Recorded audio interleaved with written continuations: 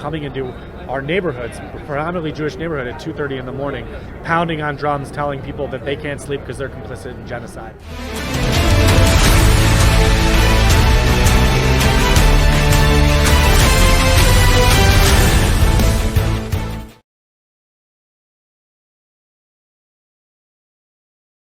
So, Josh, tell us a little bit about what you hope to accomplish here, what to expect.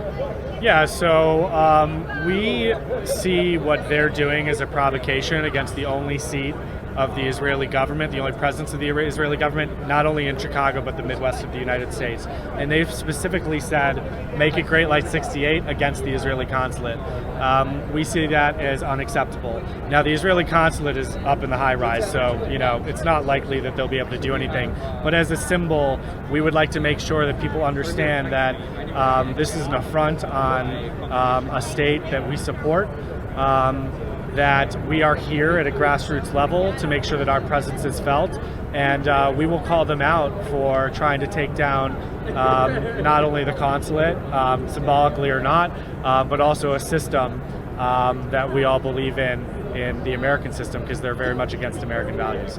So, yeah. So, tell us a little bit about who's gathered here today. Are you guys a consolidated group, or did you just put out a call for volunteers? Who's here? So I am the head of an organization called the Chicago Jewish Alliance, where we mobilize the Jewish community against anti-Semitism and in support of Israel in Chicago. But this is not an officially sanctioned event of ours. I put out a call to many of the people in the Jewish community. We tried to make this really unaffiliated and grassroots, and made sure people understood that it's their individual liability to be here.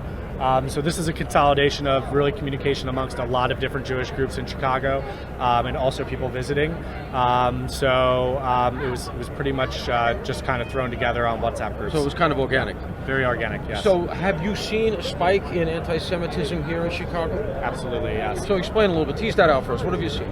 Yeah, sure. So we have seen encampments at all of our universities this past spring, which included calls for intifada, calls for the destruction of Israel, which we see as vehemently anti-Semitic. We have seen an alderwoman, at least one, come out and try to ask for a list of anti-Zionist pediatricians for her baby, which we've spoken out against. Hate crimes in Chicago from January 1st to June 13th, 50 of 124 were against Jewish people. We have seen at schools children come home to their parents being ashamed of being Jewish because of being bullied. We've seen in the north suburbs a yearbook quote by a student saying that they were happy about the events of October 7th, and the administration of the school allowed that to be published. We have seen a school board member in Skokie, a north suburb here, who assaulted a Jewish student at a protest in Northwestern, and also sign on to a lot of materials that we consider anti-Semitic and also calling for the destruction of Israel. So those are just some of many examples of anti-Semitism, frankly, exploding. And if I might add, if you looked at the hate crime report, I believe, and this is the rough numbers, there were something between 13 or 16 hate crimes against Arabs and Muslims all of last year. There was a total of 3 or 4 so far in the first half of the year. So this narrative that we have, that whenever we talk about anti-Semitism, we also talk about Islamophobia, it's just wrong. Islamophobia is actually down in Chicago, and anti-Semitism is at the full year level, not even a half year through. So do you feel like you're getting the support from I know there's a lot of Chicago PD here, they're clearly working with you. Yeah. What about the federal government, where you would get the hate crime kind of prosecutions, etc.? Have you gotten any of that kind of support? Are you seeing that coming? Would you like to see more?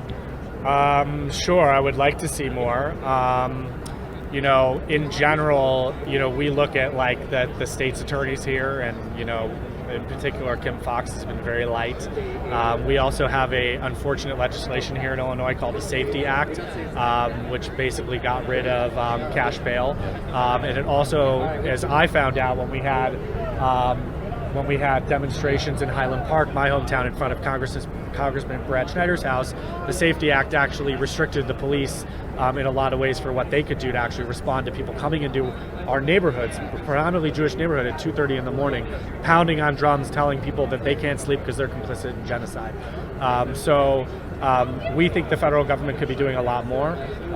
We think the state could be doing a lot more, and that has to do with the way that the laws are implemented and also the resources that are out, frankly, to protect Jews in their neighborhoods against what we see as really tormenting Jews in the place that they live.